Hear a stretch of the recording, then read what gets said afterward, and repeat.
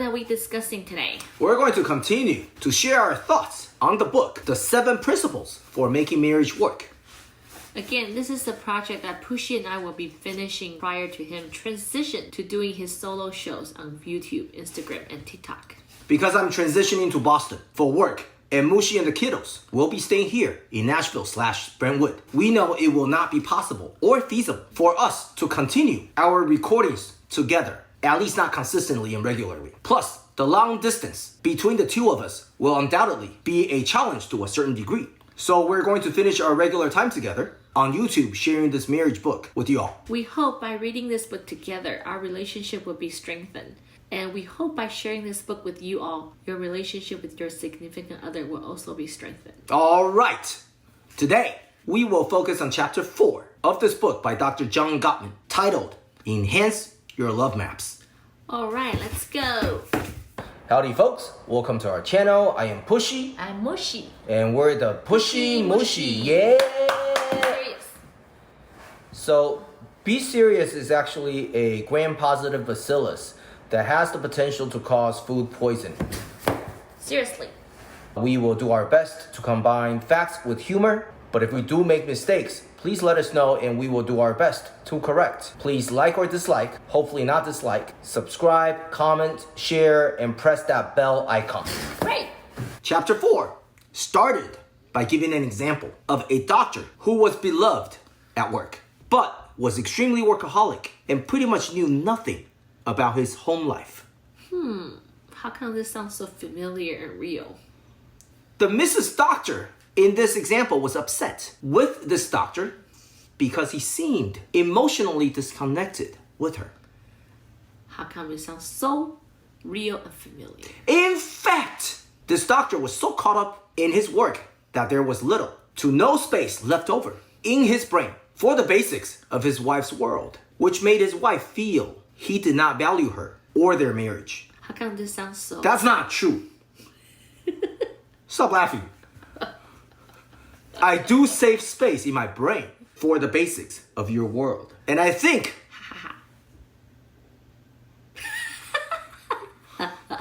I'm just kidding, honey. That was not funny. Honey, 面子. 对，面子. Let's keep going.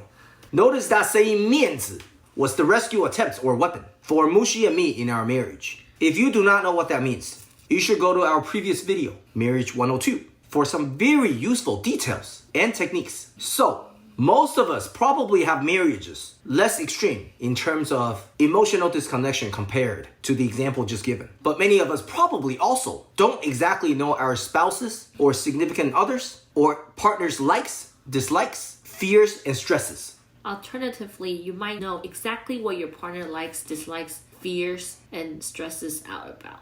The author calls those of you who are so attuned to your partners the term emotionally intelligent, and that you have a richly detailed love map. Another way of saying this is that the emotionally intelligent couples have made plenty of cognitive room for their marriage. They remember the major events in each other's history, and they keep updating their information as the facts and feelings of their spouse's world change. In fact, they know each other's life goals, worries, and hopes. Couples who have detailed love maps of each other's world are far better prepared to cope with stressful events and conflicts. For example, studies have shown that 67% of newlywed couples undergo a precipitous drop in marital satisfaction the first time they become parents. In fact, one of the major causes of marital dissatisfaction and divorce is the birth of the first baby. Here, I will be very honest with you. Mushi and I belong to that 67%. I was very busy with work at the time when Mushi was pregnant with our first kiddo, and she often felt unsupported during her pregnant, delivery, and breastfeeding times. Obviously, we're fine now because Mushi simply has tremendous faith in me and is generally just a very forgiving person. But to this date, I still have regrets about not being the best husband I could be during those times. Honey, it's okay. No one's perfect. At least you learn and still willing to learn. Anyway. Forgiveness doesn't mean forget.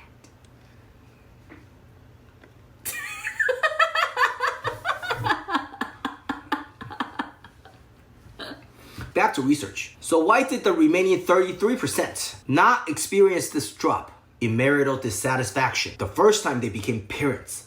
In fact, about half of them actually saw an improvement in their marriages after the birth of their first child. Because they have a nanny.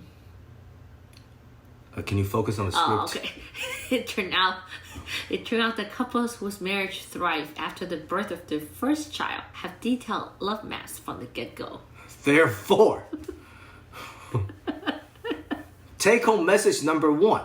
Richly detailed love maps protect a marriage in the wake of dramatic changes or pressure. Here, I do want to applaud the author for using the birth of a new child as the example of this chapter. Because with a newborn, no matter if you're looking at before, during, or after the delivery, lots of stresses and changes occur almost constantly. And I'm not just talking about physiologically or medically, but also emotionally and mentally. The author states that the experience of having a child is so profound that sometimes your whole notion of who you are and what you value gets reshuffled.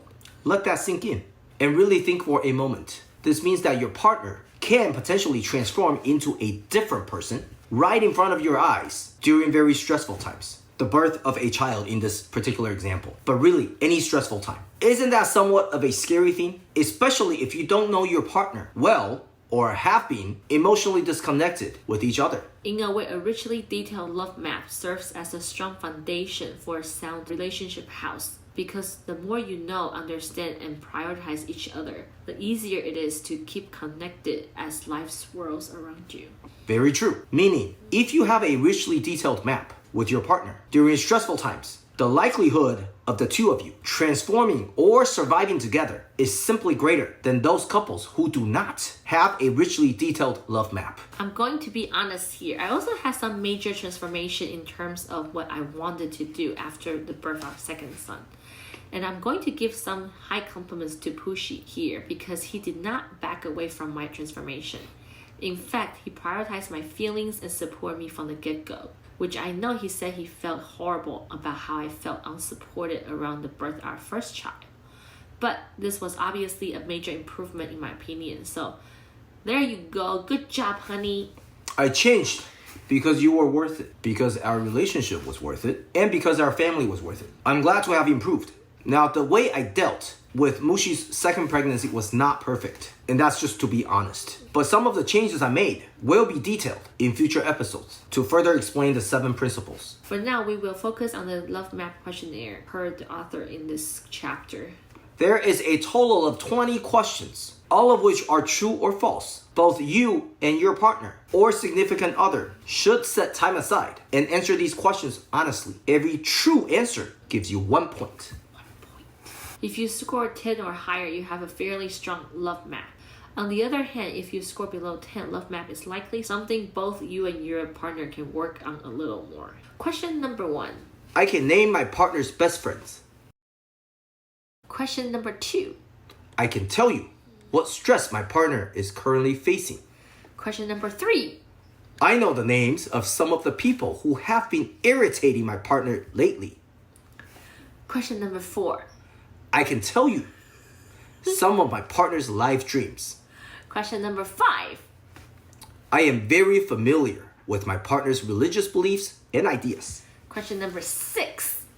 I can tell you about my partner's basic philosophy of life. Question number 7. I can list the relatives my partner likes the least. For example, let's not give that example. I don't think my mom. Oh, I'm sorry. Will like it. Talking about you? No, I'm not. Whatever. Question number 8. I know my partner's favorite music. Question number 9. I can list my partner's 3 favorite movies. Question number 10. My spouse is familiar with my current stresses. Question number 11. I know the 3 most special times in my partner's life. Question number 12. I can tell you the most stressful thing that happened to my partner as a child. Question number 13. I can list my partner's major aspirations and hopes in life. Question number 14. I know my partner's major current worries. Question number 15. My spouse knows who my friends are. Question number 16. I know what my partner would want me to do if he or she suddenly won the lottery. Question number 17. I can tell you in detail my first impressions of my partner. Question number 18. Periodically, I ask my partner about his or her world right now. Question number 19. I feel that my partner knows me pretty well. Question number 20.